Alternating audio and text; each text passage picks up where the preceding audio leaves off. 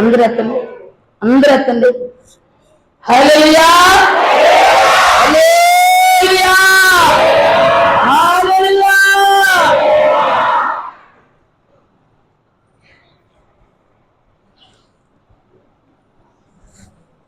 మనం దేని విషయంలో కలవరపడాల్సిన అవసరం? దావీదు అంటాడు, కలవరపడి నేను కొండల వైపు నా కన్నులు తెచ్చుచున్నాను. నాకు సహాయం ఎటు నుండి వచ్చును, నాకు సహాయం ఎటు నుండి వచ్చును అనగానే దేవుని ఆత్మ, దావీదా నీకెన్నాళ్ళు కొండలే సహాయం చేసినాయా? నువ్వు చూసే కొండలే నిన్ను ఆదరించినయా? నువ్వు చూసిన కొండలే నిన్ను ఓదార్చినయా? నువ్వు చూసిన కొండలే నిన్ను దాచినయా? నువ్వు చూసిన కొండలే నీ అక్కర్లు తీర్చినయా అని దేవుని ఆత్మ అంట దావీదుని ప్రేరేపించడానికి. దావీదు అంటున్నాడు, నాకు సహాయం యెహోవాయే. స్తోత్రం చెప్పండి. హల్లెలూయా. నేను ఈ కొండలతో చూస్తున్నాను, అన్నదమ్ములనే కొండ నన్ను ఆదరించలేదు. బాగున్నాడులో కొండంత బలగం పిల్లనిచ్చేయాలి అనుకుంటే ఆ కొండ నాకు సహాయం చేయలేదు. ఇశ్రాయేలు శేషం బలగం నాకు ఉందనుకుంటే ఆ బలగం నాకు సహాయం చేయలేదు. నాకు సహాయం చేసింది ఎవరంటే యెహోవాయే. దేవుని స్తోత్రం. హల్లెలూయా. ఆయన మనకి సహాయకుడు. ఆయన ఎవరు చెప్పండి? భయపడుకు, దేవుడు నీకు సహాయం చేస్తాడు. చెప్పుకోండి ఒకరికొకళ్ళు, చెప్పండి, ఒకరికొకరు చెప్పండి. సరే చెప్పండి, భయపడుకు, దేవుడు నీకు సహాయం చేస్తాడు. చెప్పండి. నాకు చెబుతారండి మీరు, తెల్లటి పొళ్ళు ఒకటి వేసుకొని సహాయం చేస్తారు అనుకుంటా. పక్కన చెప్పండి, మీ సహోదరుడికి చెప్పండి, భయపడుకు, దేవుడు నీకు సహాయం చేస్తాడు.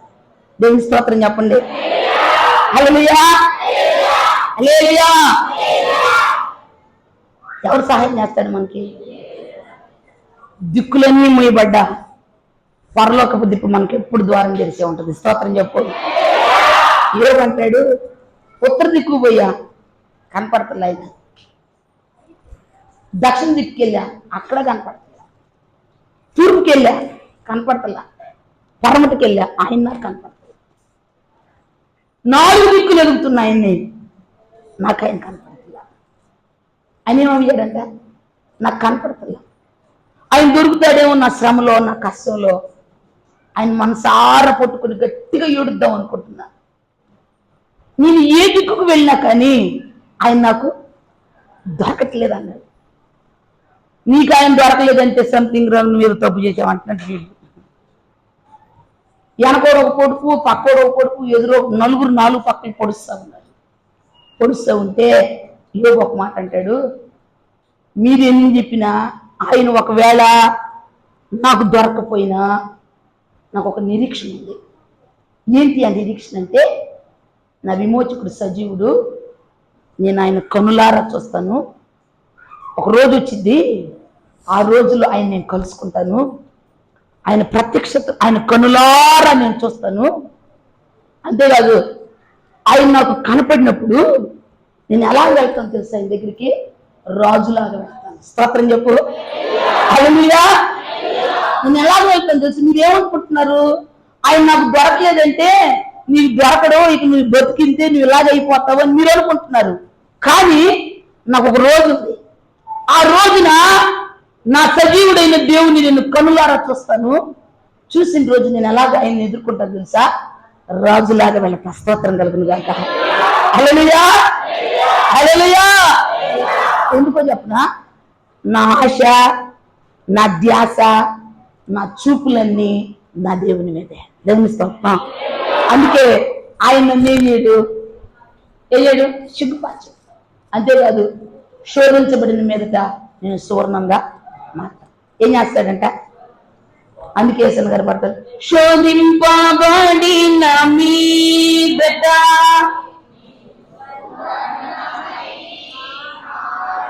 మీకు అసలు పాటలే రావు.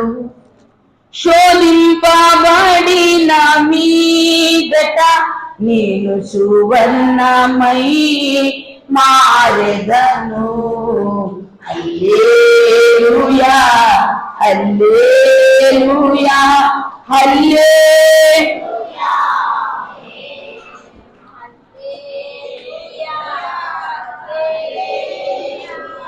ఆగండి, అంత కష్టంతో పాడద్దు, అంత ఇబ్బంది పడద్దు. మీరు ఇబ్బంది పడేటట్టు పాడిన ఆయన వినడు. ఇబ్బందులతో పాడే వాళ్ళని పాపం ఆయన వినడు. మీ పాటల ధ్వని ఏమన్నా నేను ఆదివారం చెప్పాడు ఆయన, మీ పాటల ధ్వని నాకు బాగా ఇష్టంగా ఉందన్నాడా? నాకు అసలు ఇష్టమే లేదన్నాడు. ఎందుకంటే ఇబ్బందిగా పాడేవాళ్ళని పాపం ఆయన నేర్చుకోడు. ఇష్టంతో పాడేవాళ్ళంటే ఆయన ఆనందిస్తాడు. దేవుని స్తోత్రం. హల్లెలూయా. మొదటి వాక్యంలో ఆయన మన సహాయకుడు. ఆయన మీద మనం ఏం చేయాలి? ఎంత దూరమైందైనా సరే, ఎంత భారమైందైనా సరే, ఎంత మొయిలేందైనా సరే ఎవరి మీద ఆశ పెట్టుకోవాలంట? ఎవరి మీద ఆశ పెట్టుకోవాలి? ఆయన మీద ఆశ పెట్టుకున్న వారిని అంటున్నాడు, నా జనులు ఇక ఎన్నడూ సిగ్గులు ఉన్నారు. దేవుని స్తోత్రం. హల్లెలూయా. ప్రార్థన చేసుకుందాం. వాకి బాగా క్లుప్తంగానే ధ్యానం చేసుకుందాం. మహిమ కలిగిన తండ్రి, స్తుతి ఆరాధనగా దేవుని యాగాన్ని సిలువ యాగాన్ని ధ్యానం చేసుకుందాం. మోకరించగలిగిన వాళ్ళు మోకాళ్ళ మీద లేవండి. మోకరించలేని వాళ్ళు, పరిశుద్ధ బల్లకు సిద్ధపడే వాళ్ళు లేచి నిలబడండి. మోకాళ్ళ మీద ఉండగలిగిన వాళ్ళు మోకాళ్ళ మీద రండి. మోకాళ్ళ మీద ఉండలేని వాళ్ళు లేచి నిలబడండి. పరిశుద్ధ బల్లలో పాలి భాగస్తులు అవ్వాలనుకున్న వాళ్ళందరూ మనం దేవునికి అప్పగించుకుందాం. మహిమ కలిగిన తండ్రి, నీకు స్తోత్రాలయ్యా. బహోన్నతుడైన రాజా, మీకు వందనాలు.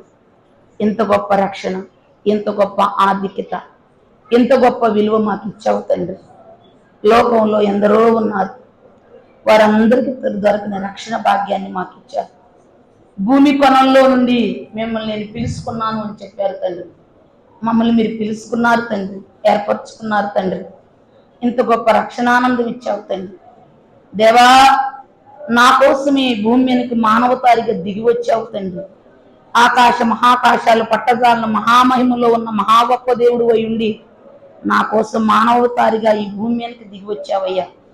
నా పాపాన్ని భరించి, నా శాపాన్ని వహించి, నా శిక్షను పొంది, నా మరణాన్ని పొంది మీ నిత్య రాజ్యాన్ని నాకు ఇవ్వటానికి లోకానికి వచ్చావు నాయన.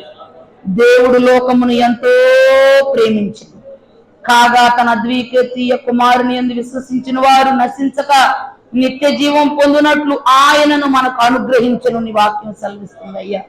మా కొరకు అనుగ్రహించబడ్డావు నాయన, మా కొరకు పంపబడ్డారు తండ్రి, మా కొరకు యాగమైపోయారు, త్యాగమైపోయారు నాయన. ఆ శిలువ మానం మీద నలగొట్టబడారు ప్రభువా. దేవా, నీ కృప ఎంత గొప్పది నాయన. అయ్యా, నా కోసం మరణం పొందటానికి వచ్చారు తండ్రి.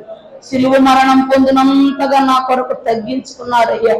నన్ను మీరు ప్రేమించారు తండ్రి, నన్ను మీరు రక్షించారు నాయన.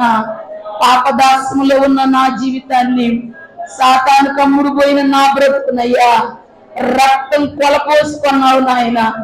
రక్తం వెలపెట్టి నన్ను విడిపించావు తండ్రి.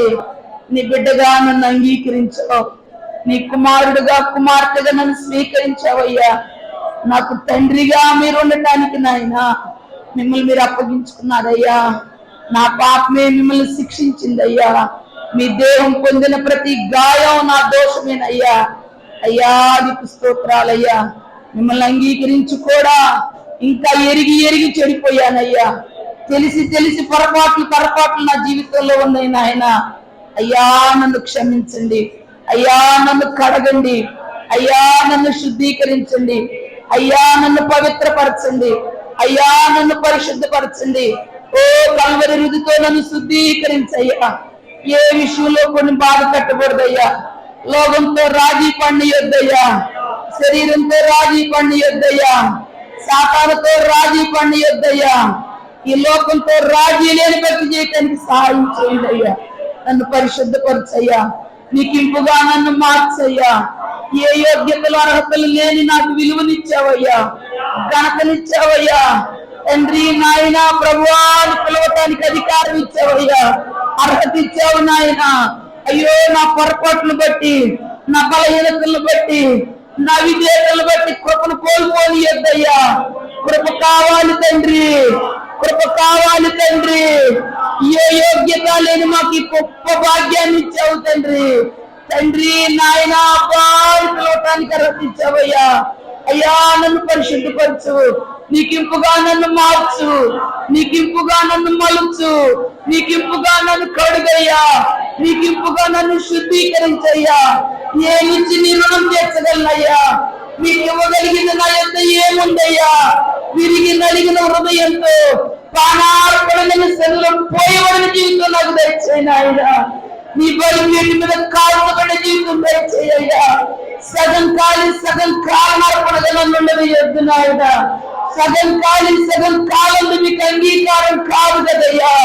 ఓ సంపూర్ణంగా కాల్చబడాలి, సంపూర్ణంగా కాల్చబడాలి. బూడిదలై నిన్ను స్తుతించాలయ్యా.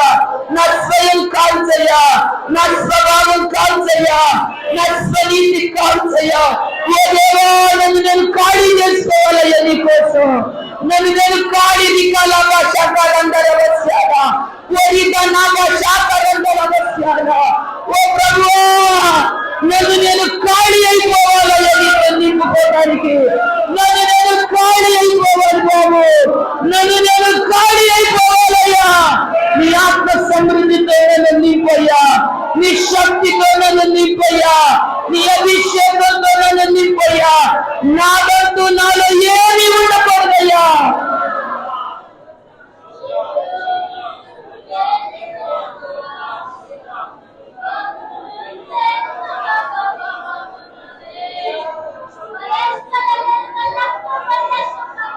నేను ఏకమైపోవాలయ్యా.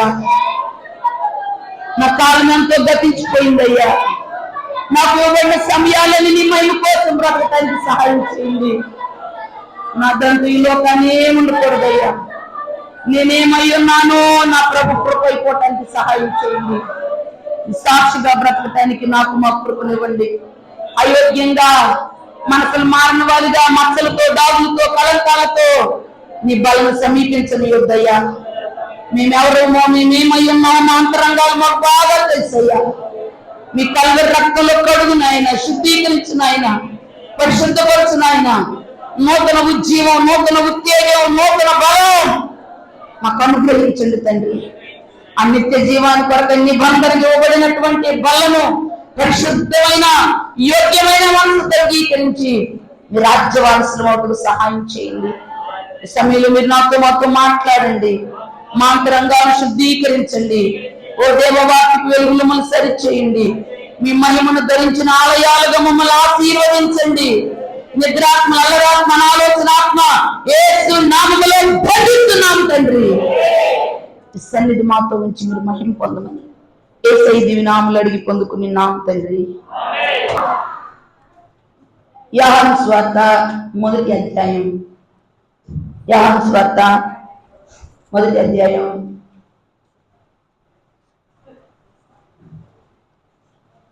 12వ వచనాన్ని ధ్యానం చేసుకున్నాం. 12 నుండి 14 వచనం వరకు.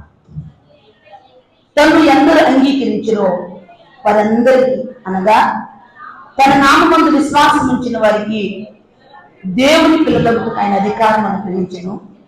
వారు దేవుని వల్ల పుట్టిన వారే గాని రక్తం వలనను, శరీరచ్చల వలనను, మనుష్యచ్చల వలనను పుట్టిన వారు కాదు. ఆ వాక్యం శరీరధారి అయి కృపాసత్య సంపూర్ణుడుగా మన మధ్య నివసించెను. తండ్రి వల్ల కలిగిన అద్వితీయ కుమారుని మహిమ వలె మనము ఆయన మహిమను కనుగొంటిమి. దేవునికి స్తోత్రాలు. హల్లెలూయా. ఈ ఆది కాండం మొదటి మాట, ఆది యందు వాక్యం ఉండెను, వాక్యము దేవుని యొద్ద ఉండెను, వాక్యము దేవుడై ఉండెను, ఆయన ఆది యందు దేవుని యొద్ద ఉండెను, సమస్తమును ఆయన మూలముగా కలిగిను, కలిగినది ఏది ఆయన లేకుండా కలుగలేదు. ఆయనలో జీవం ఉండెను, ఆ జీవం మనుషులకు వెలుగై ఉండెను, ఆ వెలుగు చీకటిలో ప్రకాశించుతున్నదే గాని చీకటి దానిని గ్రహింపకూడదు. పిల్లరా, మనం ధ్యానం చేసుకున్నాం ఈ మాట 14వ వచనంలో. ఆయన కృపాసక్తి సంపూర్ణుడిగా మన మధ్యకి ఏమయ్యాడంట? ఆయన ఆ వాక్యం శరీరధారి కృపాసక్తి సంపూర్ణుడిగా మన మధ్య నివసించను. ఏ వాక్యం? ఆ వాక్యం అంటే ఏ వాక్యం? ఆదిలో ఉన్న వాక్యం. ఆదిలో దేవుడు ఏమై ఉన్నాడు? వాక్కై ఉన్నాడు. భూమి ఆకాశాలు దేవుడు దేనితో సృజించాడు? చెప్పాలి, అందరూ నోటితో చెప్పాలి, తాకలోపొద్దు. ఎడ చెప్పాలి? నోటితో చెప్పాలి. దేంతో సృజించాడంట? వాక్కుతో సృజించాడు. కానీ మానవుని దేంతో చేశాడు? తన చేతితో చేశాడు. దేవునికి మానవులతో సహవాసం చేయాలని ఆశ అంట. దేవుడితో సహవాసం చేయాలని. ఎవరు? ఆయనకి దేవదూతలు ఉన్నారు, కెరూబులు ఉన్నారు, శరూబులు ఉన్నారు, 24 పెద్దలు ఉన్నారు, కోట్ల కోట్ల కొలది పరిశుద్ధులైన దేవదూతలు ఉన్నారు. పరిశుద్ధంగా ఆయన ఆరాధించే ఓ గొప్ప సమూహం ఆయనకుంది. ఉందా లేదా? మీరు పరిశుద్ధ గ్రంథం చదువుతున్నప్పుడు ఆయన మహామహిమలో ఉన్నాడు, ఆయన కెరూబులు ఉన్నారు, శరూబులు ఉన్నారు. యెషయా చెప్తాడు, హెజ్కేలు చెప్తాడు, దానియేలు చెప్తాడు. ఇంకా ప్రకటన గ్రంథంలోకి వచ్చేసరికి ఆయన ఏమై ఉన్నాడు? యోహాను ప్రవక్త కూడా దర్శనం ద్వారా చూసి చెప్తాడు. మహాదూతల సమూహం ఆయనకుంది. కానీ ఆయనకున్న ఆశ ఏంటి తెలుసా? మానవునితో సహవాసం చేయాలి. స్తోత్రం చెప్పండి, గట్టిగా చెప్పండి. అందుకని మనుషుని చేసుకున్నాడు ఆయన. మనుషుని చేసుకుని మన 3వ అధ్యాయం ఆదికాండంలోకి వస్తే ప్రతి చల్లబూట ప్రతిరోజు ఆదాము దగ్గరికి వెళ్ళి వాళ్ళిద్దరిని పిలుస్తాడంట. ఆదామా ఎక్కడున్నావు అని పిలుస్తాడు. అక్కడే ఉన్నానయ్యా అంటే ఒక ఆయన పాట పాడాడు, ఆదామా ఓ ఆదామా నా ప్రేమ నందన నా చక్కని కుమారా నువ్వు ఎక్కడున్నావని పాట పాడుకుంటూ వస్తాడంట దేవుడు. స్తోత్రం కలుగును కాదు. నిజంగా ఆ పాట ఏంటంటే నాకు వెళ్ళి సంతోషం వేసింది. దేవుడు అంటే పాట పాడుకుంటూ వస్తాడంట. ఏ పాట పాడుకుంటాడు?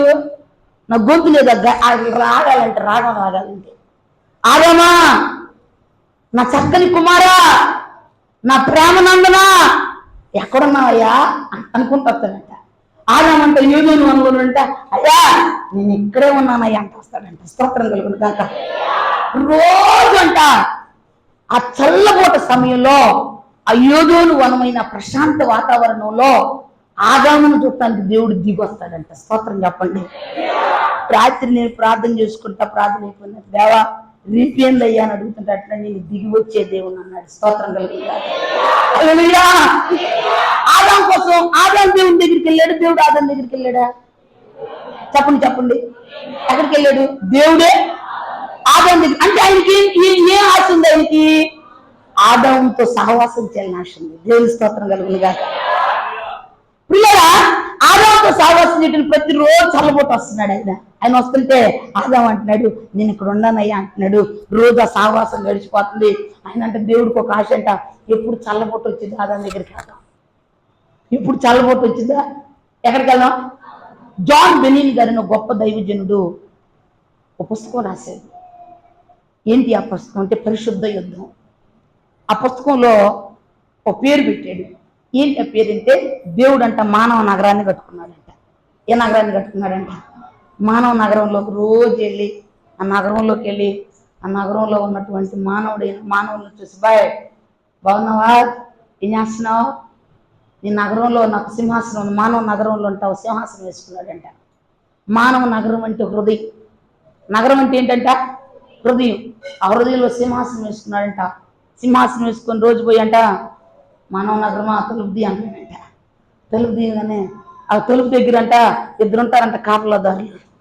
అందరూ ఉంటారంట ఇద్దరుంటారంట కాపలాదారులు. అంటే రెండు కళ్ళు ఉంటాయంట. ఆ 2 కళ్ళు కాపలాదారులు అంటే ఆయుధాలు పట్టుకొని ఉంచారంట. జాగ్రత్త, అప్రమత్తం, ఎవరు రాకూడదు నగరంలోకి దేవుడు తప్ప. కాపలాదారులు చాలా బందోబస్తుగా ఉంటారంట. ఆ నగరానికంట వినికిడి అనే కాపలాదారులు ఉంటాడంట. దేవుని స్వరం దయ్యం స్వరం గమనించుకోవటానికి అక్కడికి వచ్చి దేవుడు నిలబడగానే చెవి ద్వారం అంటదంట రెడీ తలుపు తీయడానికి. కంటిక కాపలాదారుడు అంట దేవుడు వచ్చాడు తలుపుది అంటాడంట. ఇప్పుడు అంట నోరు అంటదట సిద్ధమే దేవుడు వచ్చాడు, శ్రద్ధాయి రాజు వచ్చాడు తలుపుది అని చెప్పిందంట. తలుపు దిగని చెప్పగానే మానవ నగరం తలుపు దిగానే ఆ ప్రశాంతమైన వాతావరణంలోకి వెళ్ళి ఆ సింహాసనం మీద ఆయన కూర్చొని కాసేపు అలా కూర్చొని సేద తీరి అందరం చెప్పామా కుర్చీలో కూర్చున్న వాళ్ళారా, నేను మా అమ్మ చెబుతున్నా అమ్మ నీ వాక్యం వింటున్నాను కానీ మాయమైన కేకలు వేస్తున్నారు, కేకలు అయిపోక అని చెప్పింది. నీ వాక్యము యూట్యూబ్ లో పెట్టుకొని నువ్వు వింటున్నావు, నువ్వు అప్పుడప్పుడు మధ్యలో కేకలు పెడుతున్నావు, కేకలు అయిపోక అంటుంది. నేను నా కేకలు నాయి కాదు, ఆ కేకలు నాయి కాదు, నిద్రపోయే వాళ్ళకు మేలు కొలుపులు అని చెప్పిన. స్తోత్రం కలుగును గాక. హల్లెలూయా హల్లెలూయా. మరి ఆదాము ఆ మానవ నగరంలోకి రోజు వెళ్ళేవాడంట, రోజు కూర్చునేవాడంట. రోజు కూర్చొని చాలా సంతోషంగా నా నగరం ఎంత బాగుంది, నా నగరం ఎంత అందంగా ఉంది, ఎంత డీసెంట్ గా ఉంది, ఎంత కాపలాదారులతో బందోబస్తు చాలా బాగుందనంట దేవుడు ఆనందిస్తా ఉన్నాడు. దేవుడు ఏం చేస్తున్నాడు? ఆనందిస్తా ఉన్నాడు. ఈ పడద్రోయబడిన దేవదూత లూసిఫర్ పడద్రోయబడి, నేను ఏ విధంగా అయినా సరే ఈ నాయనందాన్ని పాడు చేయాలి, నేనేం చేయలేను ఆయన నేనేమి చేయలేను, ఆయన చేయగలిగినటువంటి శక్తి నాకు లేదు. ఆయన ఎల్ షద్దాయి రాజు. నేను ఏం చేయాలంటే ఆయన సంతోషం లేకుండా చేయాలి. సంతోషం లేకుండా చేయాలంటే నేనేం చేయాలి? ఈ మానవ నగరాన్ని ఏం చేయాలి? పాడు చేయాలి. ఎట్ట పోయి పాడు చేయాలి, ఏ విధంగా పాడు చేయాలి ప్లాన్ వేసుకుంటున్నాడు. దూతలందరూ పిలిచిందంట. ఎవరో లూసిఫర్ కూడా దూతలందరూ పిలిచి ఏం చేద్దాం, ఎలా వెళ్దాము? మానవ నగరంలో చాలా బందోబస్తుగా ఉన్నాడు, కాపలాదారుడు ఉన్నాడు. చెవి ద్వారం దగ్గర కాపలా ఉంది, కంటి ద్వారం దగ్గర కాపలా ఉంది, నోటి ద్వారం దగ్గర కాపలా ఉంది. ఏం చేస్తే ఎలాగ లోనికి వెళ్ళాలి, వెళ్ళాలంటే వాళ్ళు అన్నారంట, పక్కన వాళ్ళు అన్నారంట, ఈవంతుని వెళ్ళిపో, నీ ఆకారం చూస్తే మానవ నగరం భయపడతాడు. అమ్మ నా ఆకారం భయపెట్టకూడదు, ఏం చేయకూడదంట, భయంతో తలుపు తీస్తాడు చేయకూడదు, ప్రేమతో తలుపు తీస్తాడు చేయాలంట. స్తోత్రం కలుగుతా. ఎవరిది ప్లాను? ఎవరిది?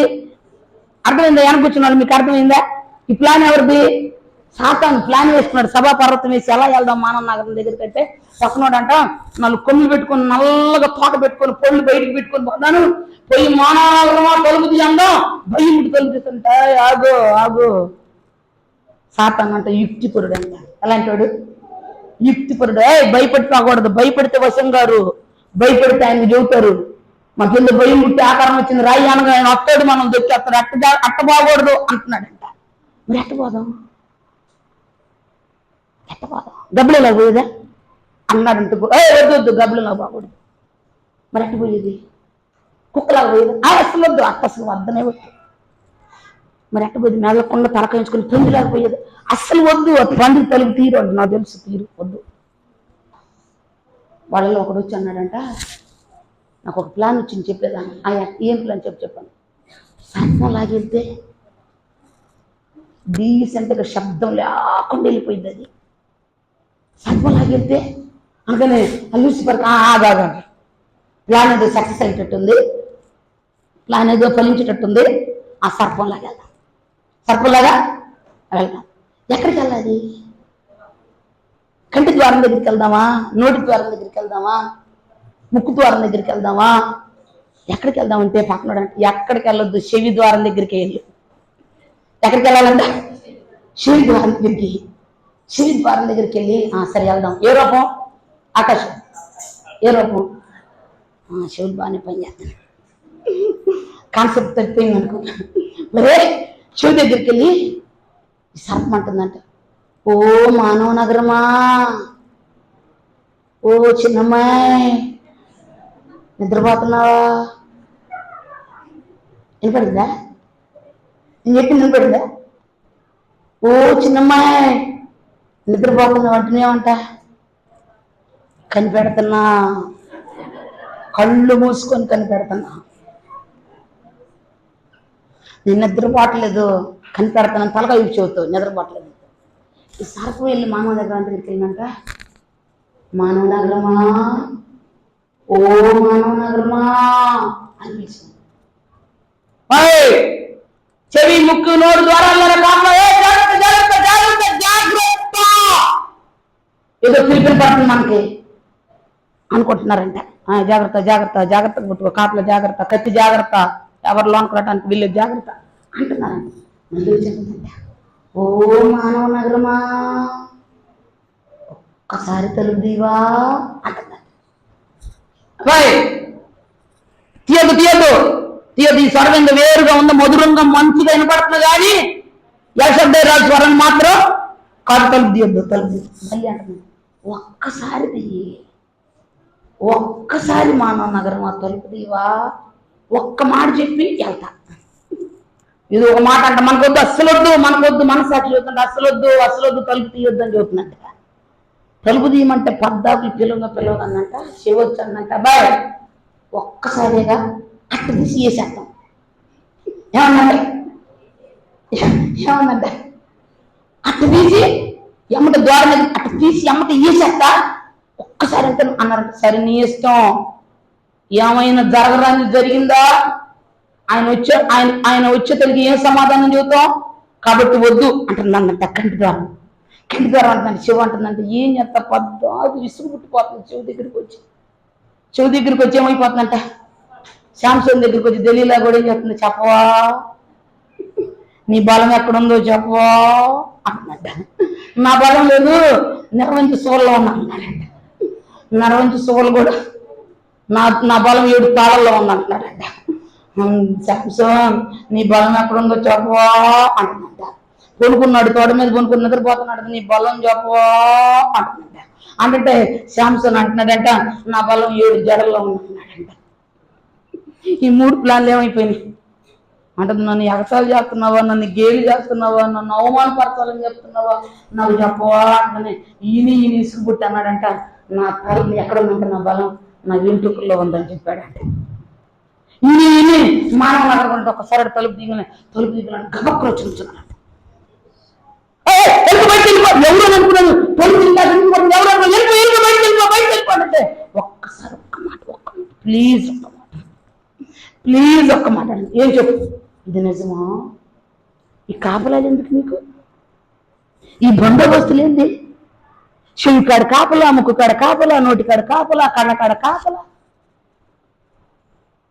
హృదయం కాకపోతే పెద్ద కాపలు ఏందయ్యా, అసలు ఈ నగరం ఏంది, ఈ కథ ఏంది, అసలు ఈ బందోబస్తులు ఏంది, ఈ భద్రత ఏంది, అసలు ఈ భయాలేంది మీకు, అసలు ఈ భయంతో బతకాల్సిన అవసరం ఏందయ్యా మీకు, అసలు నా రాజ్యం ఎట్టంటే ఒకసారి చెప్పిపోదామని వచ్చా, కాపలే ఉండదు, నా రాజ్యంలో కాపలే ఉండదు, నా రాజ్యానికి అసలు తలుపులే ఉండవు, ఏమన్నమాట అసలు తలుపులో ఎవరైనా రావచ్చు పోవచ్చు, ఏదైనా చూడొచ్చు, చెయ్యొచ్చు, తిరగొచ్చు, అసలు నా రాజ్యంలో పాపమే లేదని చెప్పండి.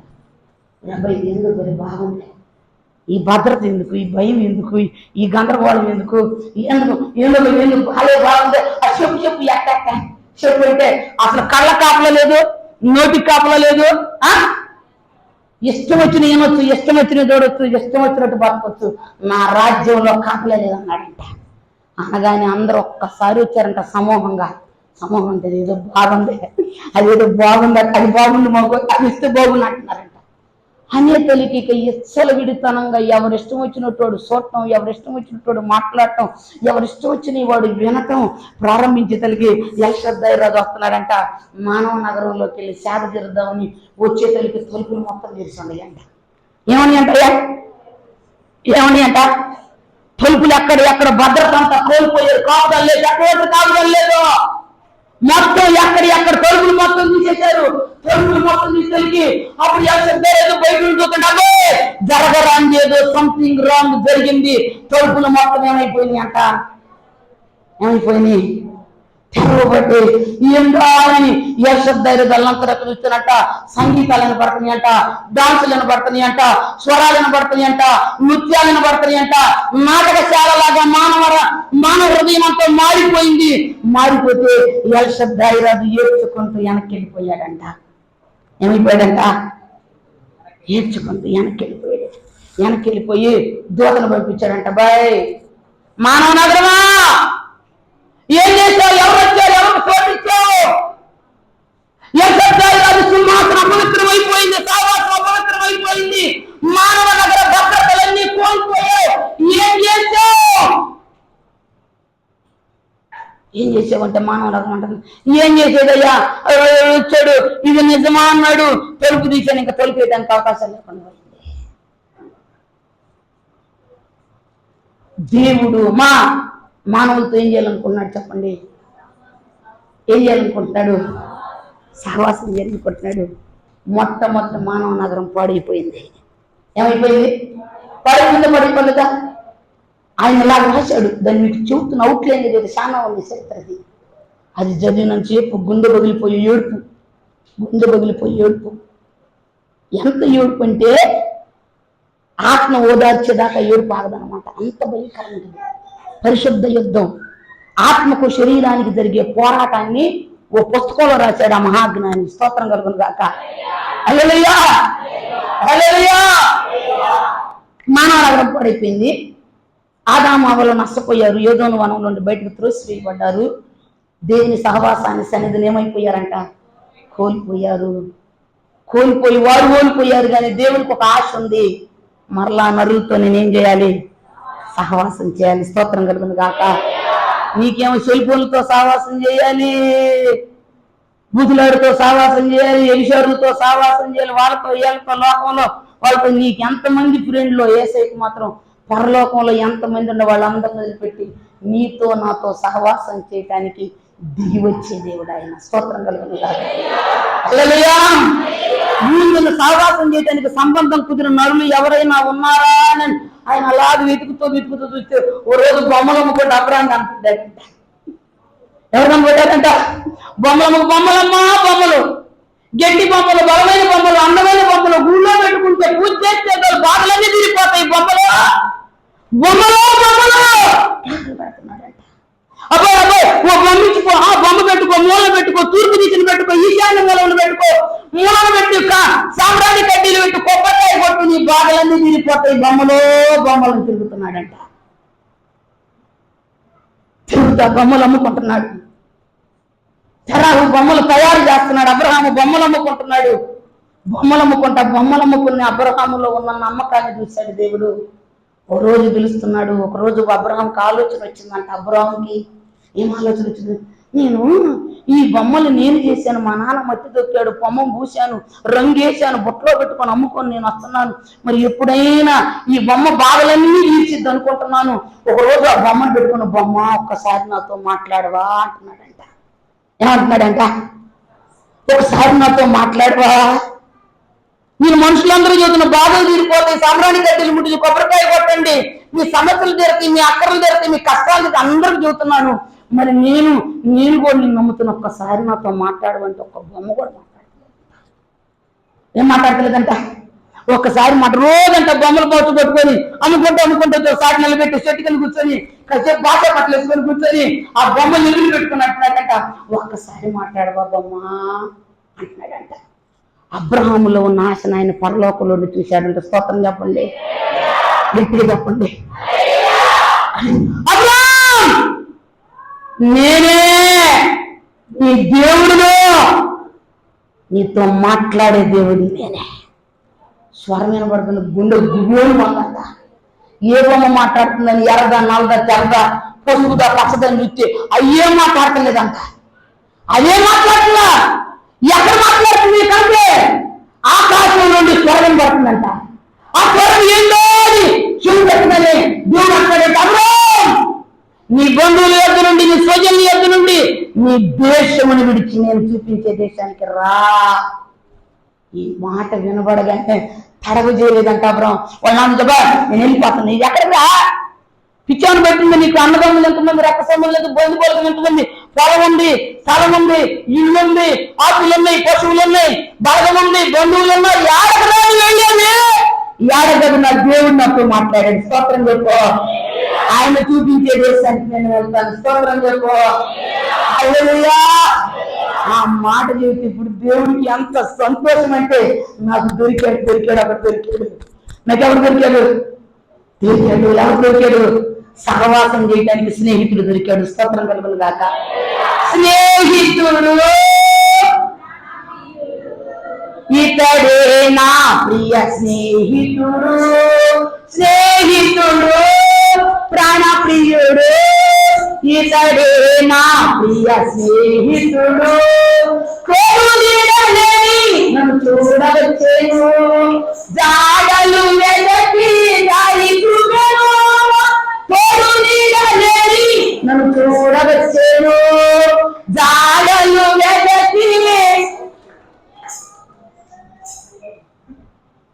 ఎండిన మోడులు చిగురించెను.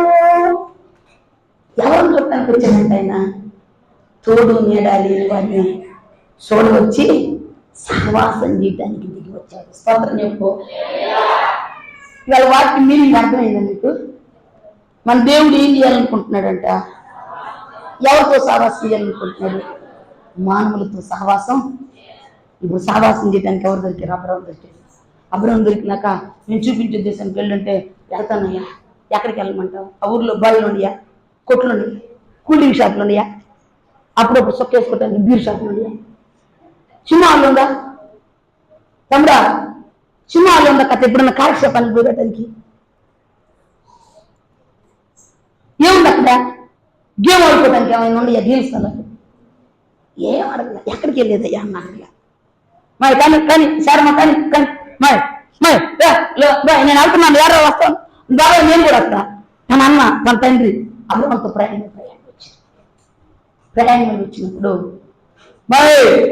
ప్రయాణం వచ్చినప్పుడు అబ్రహాం ఆగంట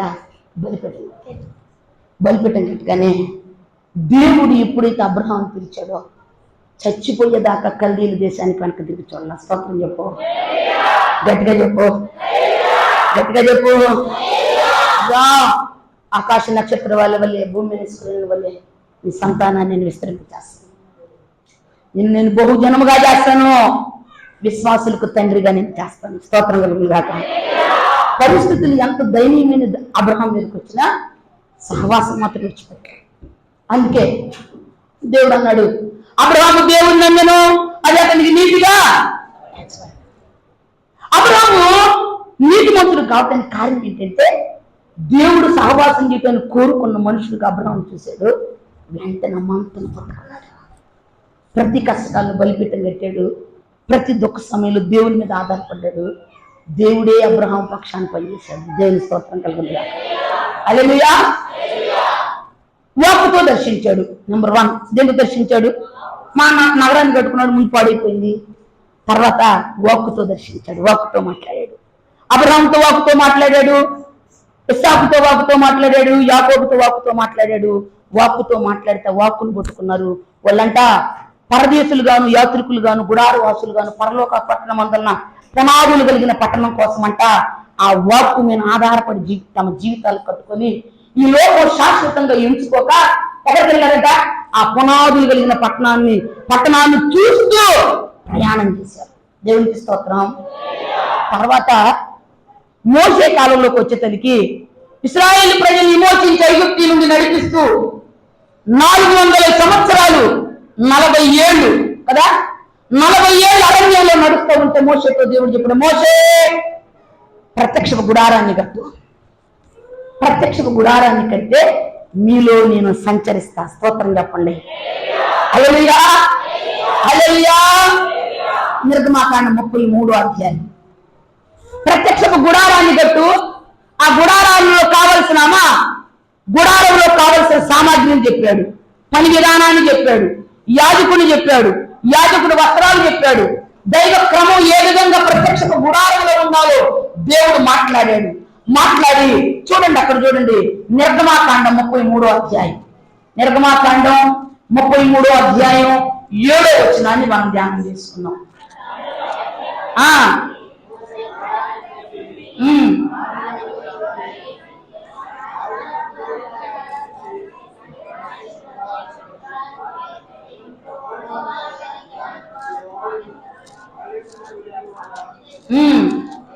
చదువుకుంటూ వెళ్ళిపోండి. యాదాకి వెళ్తారంటే నిర్గమాకాండం మొత్తం చదువుకుంటూ పోండి. నేను చదువుతాను, వినండి. 7 అంతటా మోషే గుడారమును తీసి పాలెం వెలుపలకు వెళ్ళి పాలెమునకు దూరముగా దాన్ని వేసి దానికి ప్రత్యక్ష గుడారముని పేరు పెట్టి యెహోవాను వెతికిన ప్రతి వాడు పాలెమునకు వెలుపలున్న ఆ ప్రత్యక్ష గుడారమునకు వెళ్ళొచ్చు వచ్చింది. మోషే ఆ గుడారమునకు వెళ్ళినప్పుడు ప్రజలందరూ లేచి ప్రతి వాడు తన ద్వారముందు నిలిచి అతడు ఆ గుడారంలోనికి పోవడం వరకు అతని వెలుకతో నిదానించి చూచుతూ ఉండేది. మోషే ఆ గుడారంలోనికి పోయినప్పుడు మేఘ స్తంభము దిగి ఆ గుడారపు ద్వారముందు నిలవగా. స్తోత్రం చెప్పండి. హల్లెలూయా, హల్లెలూయా. ఆ ద్వారమందు నిలవగా యెహోవా మోషేతో మాట్లాడుచుండెను. ప్రజలందరూ ఆ మేఘ స్తంభం ఆ గుడారపు ద్వారమందు నిలుచుండ చూచి ఆ గుడారపు ద్వారా నమస్కారం చేయుచుండిరి.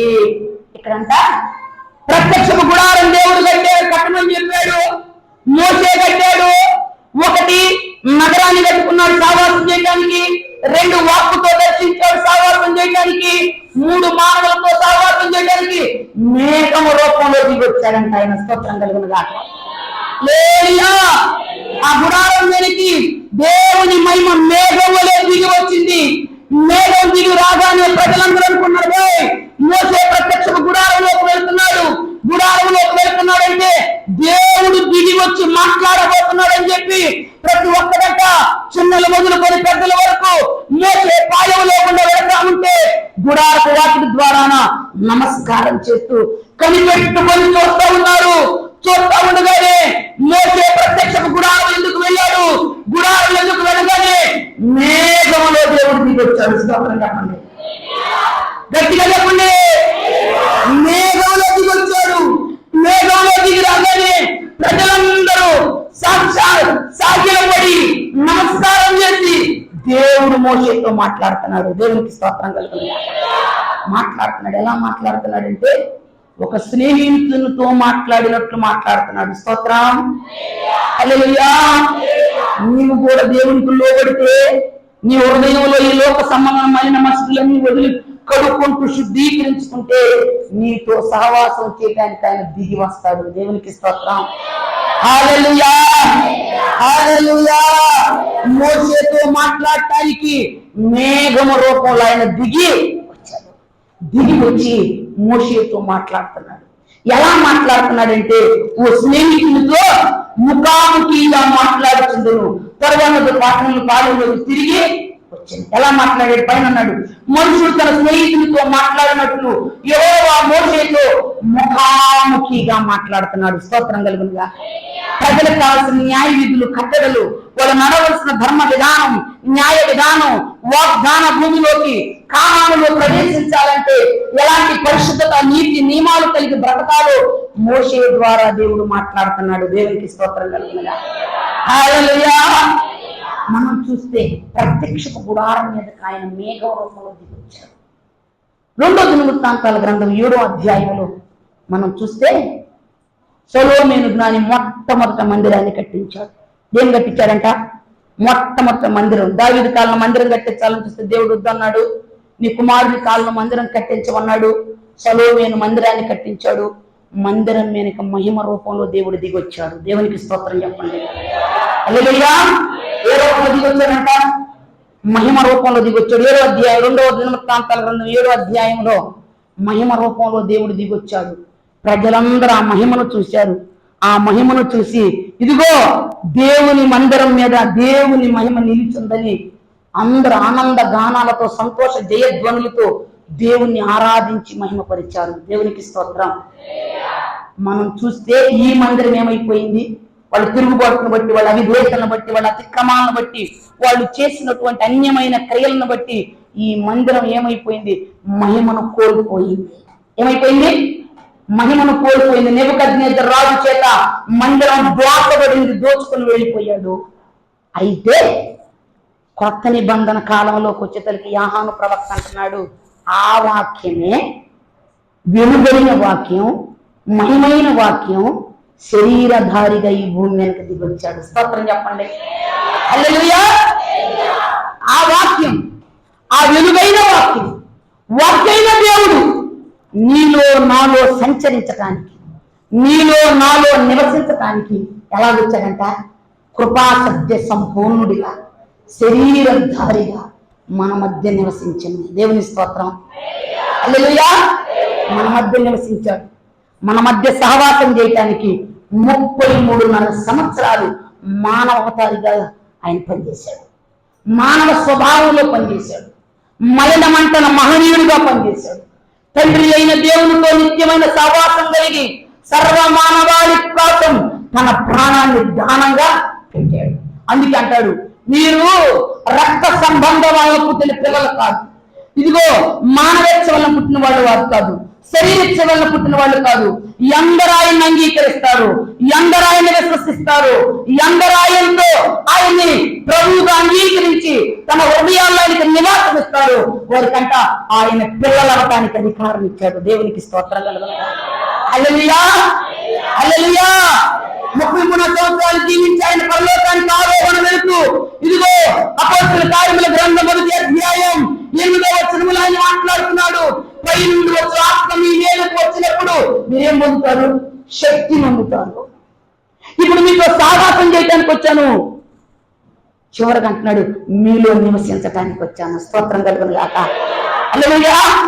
ఏ రూపంలో 2వ అధ్యాయం అపోస్తలుల కార్యాల్లో మేడగదిలో 120 మంది కనిపెట్టి ప్రార్థన చేస్తూ ఉండగానే వాక్కు రూపంలో, అగ్ని రూపంలో, ఆత్మ రూపంలో, వాక్కు శక్తి రూపంలో, గాలి రూపంలో, బలమైన ఆత్మతో వారి మధ్యకి దిగి వచ్చి వారిని అభిషేకించాడు ఆయన.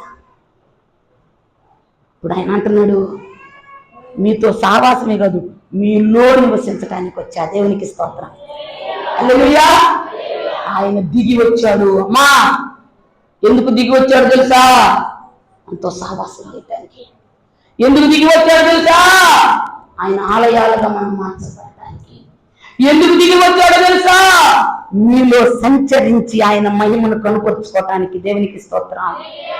చూడండి, 2వ కొరింథీయులకు రాసిన పత్రిక 6వ అధ్యాయం 14వ వచనం చదువుకొని ముగించుకుందాం. 2వ కొరింథీయులకు రాసిన పత్రిక 6వ అధ్యాయం 14వ వచనం.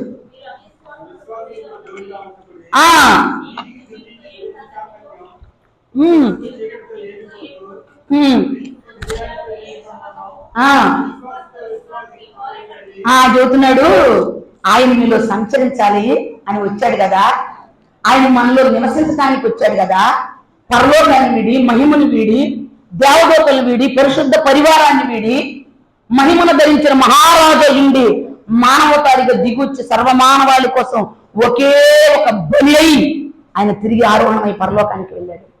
మనల్ని బలపరచడానికి ఆయన ఆత్మను మన మధ్యకు పంపించాడు. సత్య స్వరూపికి ఆత్మ మీ మీదకి వచ్చినప్పుడు మీరేం చేయబడతారు? సర్వసత్యంలోకి నడిపించబడతారు. నడిపించబడటమే కాదు, ఇక్కడ అంటున్నాడు మీరేం చేయకూడదంటే 13 అక్కడ మీరు అవిశ్వాసులతో జోడుగా ఉండకుడి, నీతికి దుర్నీతితో ఏమి సాంగత్యం, వెలుగునకు చీకటితో ఏమి పొత్తు, క్రీస్తునకు బెలియాలతో ఏమి సంబంధం, అవిశ్వాసితో విశ్వాసికి పాలెక్కడిది, దేవుని ఆలయమునకు విగ్రహములతో ఏమి పొందిక, మనము జీవము కలిగిన దేవుని ఆలయమై ఉన్నాము. అందుకు దేవుడు ఇలాగ సెలవిస్తున్నాడు, నేను వారిలో నివసించి సంచరించును, నేను వారి దేవుడునయుందును, వారు నా ప్రజలయుందురు. కావున మీరు వారి మధ్య నుండి బయలువెళ్ళి ప్రత్యేకముగా ఉండుడి, అపవిత్రమైన దానిని ముట్టకూడని ప్రభువు చెబుతున్నాడు. మరియు నేను మిమ్మల్ని చేసుకొందును, మీకు తండ్రినయుందును, మీరు నాకు కుమారులయుందురని సర్వశక్తి గల ప్రభువు చెబుతున్నాడు. దేవునికి స్తోత్రం. హల్లెలూయా. హల్లెలూయా. ప్రభు అంట వాక్కురూపైన దేవుడు, మేఘంలో దిగొచ్చిన దేవుడు, మహిమను ధరించి దిగొచ్చిన దేవుడు మానవతారిగా దిగొచ్చాడు. 5వదిగా మనలో నివసించి సంచరించటానికి ఆత్మరూపిగా దిగొచ్చాడు. దేవునికి స్తోత్రం. హల్లెలూయా. ఆయనకు చోటిస్తున్నావా? ఆయనకు సమయం ఇస్తున్నావా? ఆయన ఆత్మని యందు వసించి ఆయన మహిమ నీలో నివసించేలాగా ఆయనతో ఏకాత్మ జీవిస్తున్నావా? అవిశ్వాసంతో పొందుగలిగి అవిశ్వాసంతో జోడీగా ఇదిగో క్రీస్తుకున్న లోకానికి సావాసం లేదు, కానీ లోకానుసారంగా బ్రతుకుతూ లోకానుసారమైన జీవితాలు జీవిస్తూ క్రీస్తు ఆలయాలుగా ఉండటం అసంభవం. నువ్వు ఆయన ఆలయంగా మారితే ఆయన నీలో ఉండి నీలో సంచరిస్తాడు. దేవునికి స్తోత్రం కలుగునుగా. నీతో సహవాసం చేస్తాడు. స్తోత్రం కలుగునుగాక. అంటున్నాడు మీరు నన్ను గనక మీలో చేర్చుకొని నివాసం చేస్తే, నాకు నివాస యోగ్యమైన ఆలయాలుగా మీరుంటే, మీలో సంచరించి నా మహిమను మీ మీద ధరింపజేసి మీకు నేను తండ్రిని అయి ఉంటా. స్తోత్రం కలుగునుగాక. మీరు నాకు కుమార్తెలు అయి ఉంటారు. స్తోత్రం కలుగునుగాక. మీరు నా కుమారులు అయి ఉంటారు. స్తోత్రం కలుగునుగాక. తండ్రి కుమారుల సంబంధం. హల్లెలూయా. మనం ఆయన కుటుంబం. హల్లెలూయా. మనం ఆయన రక్త త్యాగం. హల్లెలూయా. మనం ఆయన గుణాతిశయాలు ప్రచురింపజేయబడు నిమిత్తమై ఆయనలో నుండి ఆయనతో ఉండి ఆయన వలె బ్రతకాలి. ఇది ఆయన నిత్యమైన సంకల్పం. ఆయనతో సహవాసం చేయాలని కోరుకుంటున్నాడు. సహవాసం చేయడానికి కష్టంగా ఉన్నావా? సహవాసం చేయటానికి ఇష్టంగా ఉన్నావా? ఆయనతో సహవాసం చేయటానికి ఇష్టపడే వాళ్ళు ఈ లోక సంబంధమైన సహవాసాలను ఏం చేయాలంట? విడిచిపెట్టాలి. దేవుని స్తోత్రం. నువ్వు విడిచిపెట్టకపోతే నీ కోసం సమస్తాన్ని విడిచొచ్చాడు ఆయన. ఏం విడిచొచ్చాడు? నెంబర్ 1 తండ్రి అయిన దేవుని విడిచిపెట్టాడు. నెంబర్ 2 పరలోక మహిమను విడిచిపెట్టాడు. నెంబర్ 3 సింహాసనాన్ని విడిచిపెట్టాడు. ఏం చేశాడంట? సింహాసనాన్ని విడిచిపెట్టి నీ కోసం నా కోసం సిలువనెత్తుకున్నాడు. విడిచిపెడతావా లోకాన్ని? విడిచిపెడతావా పాపాన్ని? విడిచిపెడతావా క్రీస్తుకు విరోధంగా నీ ఆశలను? ఈరోజు నా ప్రభు చెబుతున్నాడు, నీతో నేను సహవాసం చేస్తా. దేవుని స్తోత్రం. నీలో నేను సంచరిస్తా. దేవునికి స్తోత్రం. నీకు ముఖ్య స్నేహితుడుగా ఉంటా. స్తోత్రం. స్నేహితుడుగా ప్రారంభించి తండ్రిని అయిపోతా. స్తోత్రం. ఆయన మన తండ్రి. హల్లెలూయా. ఆయన మనకు తండ్రి. హల్లెలూయా. తండ్రి కుమారుల సహవాసం ఇచ్చాడు. మీకు ఏదైనా అవసరం వచ్చిందనుకో, పిల్లడు అవసరం వచ్చింది, నాన్న నాకు 100 రూపాయలు కావాలి అంటాడండి. నా స్కూల్లో మా టీచర్ కొడుతున్నాను, నాకేం లేదు, నాకు పెన్సిల్ లేదు, నాకు పెన్ లేదు, నాకు ఏం లేదు, బుక్ లేదు, నోట్ లేదు, ఏదో బ్యాగ్ లేదు, ఏదో చెబుతాడు కదా తండ్రికి. నువ్వు కూడా చెప్పాలి, నానా వాళ్ళు నాకు అవసరం, నానా నాకు ఇవాళ చాలా కొరతగా ఉంది, నానా ఇవాళ నాకు ఇది అవసరం నానా అని ఎవరికి చెప్పాలి తెలుసా? నీ పరలోకపు తండ్రికి చెప్పాలి. స్తోత్రం కలుగును కాక. ఆయన ప్రార్థన నేర్పేటప్పుడు శిష్యులు చెప్పాడు ఒక ప్రార్థన ఎలాగ చేయాలి చేతగా చెప్పవాలి అంటే ఆయన ఏం చెప్పాడు తెలుసా? పరలోకమందున్న నా తండ్రి. ఏమని అడగాలంటే మనం ఏమని అడగాలంట? పరలోకమందున్న నా తండ్రి, నీ నామము పరిశుద్ధపరచబడును గాక, నీ రాజ్యము వచ్చును గాక, పరలోకమందు నీ చిత్తం నెరవేర్చబడినట్లుగా భూమి మీద నెరవేర్చబడును గాక. దేంతో ప్రారంభం ప్రార్థన? దేంతో ప్రారంభం? పరలోకమందున్న నా తండ్రి. దేవునికి స్తోత్రం. ఆయన నాకు తండ్రి. నీకెవరో మరి? అసలు మీకు లేదుగా, బుర్ర ఉంటేగా. బుర్ర ఉంటే బాగుపడుతురు. తినడానికి మాత్రం ఉంటుంది, కొండలు తినడానికి ఉంటుంది బుర్ర. షాక్ అట్ట తినాలి, మాంసం ఎముక ఎట్లాగాలి, ఈ మాత్రం బాగా చెబుతారు. ఇది మాత్రం చెప్తుంది కాదు. ఆయన నాకు తండ్రి. ఎట్ట చెబుతావు? మా తండ్రి,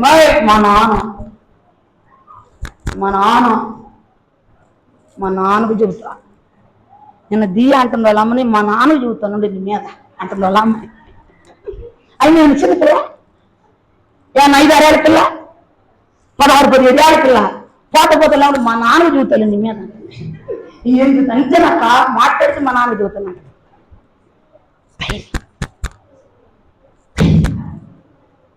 మా నాన్న ఉంటాడు, నాకు తండ్రి ఉంటాడు. నన్ను సిగ్గుపరచు, నన్ను ఓడిపోయినవాడు. దేవునికి స్తోత్రం కలిగింది కాక. నన్ను చెదిరిపోయినవాడు. స్తోత్రం కలిగింది కాక. హల్లెలూయా. అమెరికా దేశం నుండి అంట ఔషధానికి ఆకుల కోసం వచ్చారంట కొందరు శాస్త్రవేత్తలు. వచ్చి అక్కడెక్కడో బాగా కనుగొని చాలా లోయ ప్రాంతంలో చూస్తే అక్కడ దొరికినాయంట ఆకులు. కొనుక్కొడితే ఆకులు దొరుకుతున్నట్ట. ఇప్పుడు ఆ లోయలో ఉండే ఆకులు ఈ ఆకులు ఎలా సేకరించాలి చూస్తూ ఉంటే దూరాన గొర్రెలు కాసుకునే పిల్లడు కానొచ్చాడంట. ఆ పిల్లడి దగ్గరికి పోయారంట, బాయ్ నీ చాలా డబ్బులు ఇస్తాం, అది వాళ్ళ లోయ ఆకులు ఉన్నాయి, అవి మన కోసుకొచ్చిస్తావా అని అడిగారు. అడిగితే వాడు అన్నాడు, నేను నా భయం నేను బాగు, నీ చాలా డబ్బులు ఇస్తాను రా, దీంట్లోకి ఇంకేం లేదు, కాలు పడతాను నీ నడుముకి, నీకే ఆదాయం రాదు, నువ్వు చాలా జాగ్రత్తగా లోయలకు దించుతావు, నువ్వు దిగి ఆకులు పోసుకుంటా, మరలా నేను మేము పైకి అవుతాం అని చెప్పాను. అతను ఒక నిమిషం ఆగండి అన్నాడంట. గబా గబా పోయి పోతున్నాడంట. యాడికి వెళ్తున్నాడు నీళ్ళు చూస్తాడంట. వెళ్తా వెళ్ళి చాలా దూరం పోయంట. మరలా చాలా చెప్పుకి ఒక ఒక్కిపోయిన ఆయన కొట్టుకుని వస్తున్నాడంట. ఒక్కిపోయిన ఆయన కొట్టుకుంటా దా అంటున్నాడంట. యాడకరా రమ్మన్నాడు, నీకు రాలే అంటున్నాడంట. రాలే నువ్వు అంటున్నాడు. ఏంటికి యాడకరా రమ్మన్నాడురా అంటున్నాడంట. వచ్చాడంట. ఆయుడు చెప్పు, ఇప్పుడు చెప్పు అన్నాడంట. ఏంటి వచ్చాడు మీరు అన్నాడంట. మరి ఏంటి నాయన, ఇదిగో ఇక్కడ లేదు, ఆ లోయలో మాకు కావాల్సినటువంటి ఔషధ గుణాలు ఆకులు ఉన్నాయి. ఈ అబ్బాయిని అక్కడ దిగి ఆకులు కనుక కోసుకొస్తే కొంత ధనాన్ని ఇస్తానని చెప్పాం. చెబితే మరలా ఏదో నేను పట్టుకుని వచ్చాడు. ఎక్కడ దిగాలి? పెద్ద తాడు ఉందయ్యా, ఈ తాడుతో ఈ బెల్ట్ మీద కూర్చోవటమే, దాన్ని మేము లాగుతాము, కిందకి వెళ్ళగానే ఆకులు కోసుకొని మరలా పైకి లాగుతాము, ఏం ఇబ్బంది ఉండదు, సురక్షితంగా ఉంటాడు, ప్రాణహాని ఉండదు, నష్టం ఉండదు అని మీరు చెబుతున్నారు. చెప్తా ఉంటే అబ్బాయి అన్నాడంట, ఇదిగో మీరు కాదు కానీ తాడు వచ్చేటప్పుడు మీరు వేయండి, లాగేటప్పుడు ఈయన ఉండాలన్నాడు. ఎవరున్నది? ఈ నుండి లాగితేనే నేను దిగుతా, లేకపోతే నేను దిగనన్నాడు. అదేంద్ర మీకు అన్న మైండ్ పోయినారు. ఎంత బలాఢ్యులు బలవంతులు మేము లోపల ఉంటాం, ఒక్కడు పక్కడు గాలించి పడిపోయాడు, వాళ్ళు నీకు అన్న బుర్ర ఉండాలి అంటున్నాడు పక్కనోడు. అబ్బాయి నాకు అనవసరం అండి, మీకు బలం ఉందో శక్తి ఉందో ఏమన్నా నాకు తెలియదు, ఆయన లాగితే చెట్టు అయితేనే నేను దిగుతాను అన్నాడు. సరే ఆయన లాగితే ఎందుకు? అసలు నీ దేమైనా నాకు అర్థం కాలేదు చెప్పుకుంటే, ఆయన ఎవరు తెలుసు? ఆయన మా నాన్న. నాకు ఏడుపు వచ్చేస్తుంది. ఆయన మా నాన్న.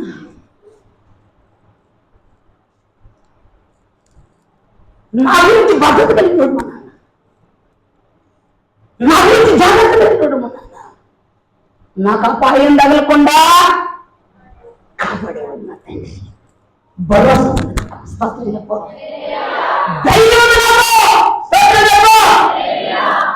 అందుకే మా నాన్న కాళ్ళకి ఎట్లయితే నేను దిగుతానన్నాడంట.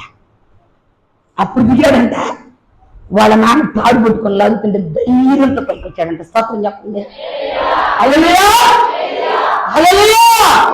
ఈరోజు ఆయన ఒక ధైర్యాన్ని ఇస్తున్నాడు. భయపడతాం, నీ తండ్రిని. స్తోత్రం చెప్పు. అప్పులేమయ్యా భయపడకు, రోగమా భయపడకు, సమస్య భయపడకు, అవమానాలా భయపడకు, భయపడద్దు. ఎందుకు తెలుసా? నేనే నీ తండ్రిని. స్తోత్రం చెప్పు, కట్టి చెప్పు, ఆయన నాకు తండ్రి. హల్లెలూయా. నేను కొన్ని సమస్యల పర్వంలో వెళ్తున్నప్పుడు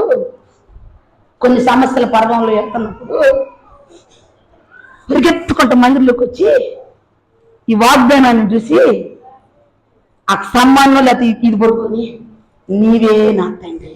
స్తోత్రం. నీవే నా తండ్రి. స్తోత్రం. నీవే నా తండ్రి అని అంతా ఉండగానే ధారాపాతంగా కళ్ళంబట్టి నీళ్ళు కారిపోతా ఉంటాయి. ఆ కళ్ళంబట్టి నీళ్ళు ఎప్పుడైతే కారిపోతాయో నా తండ్రి నాకున్నాడని ధైర్యం వచ్చేసింది. చెప్పి వెళ్ళిపోతా. స్తోత్రం కలుగును గాక. హల్లెలూయా.